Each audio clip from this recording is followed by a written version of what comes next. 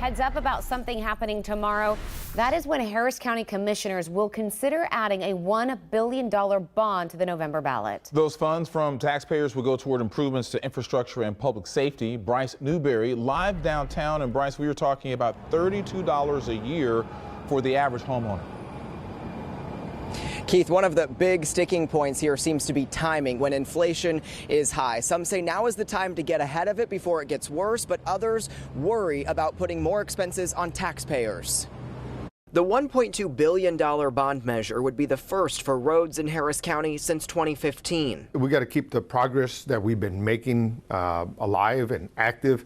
And so this bond is going to allow us to continue that. This time the money would break down like this: $900 million for roads, transportation, and drainage. $200 million would go to parks and trails, and $100 million set aside for public safety facilities and technology. The county estimates the average homeowner would pay about $32 more a year in property taxes. If this bond were not to pass, so many projects would actually come to a halt because of a lack of funding for these particular program categories. But Harris County Commissioner Tom Ramsey recently wrote in a letter to constituents he's, quote, concerned about a bond election in 2022 because the county has not fulfilled the 3 T's, which he says are trust, transparency, and timing. Continuing, quote, we need to clarify where the money is going and how each precinct will benefit. And on the issue of timing, former Harris County tax assessor collector and current state senator Paul Betancourt agrees.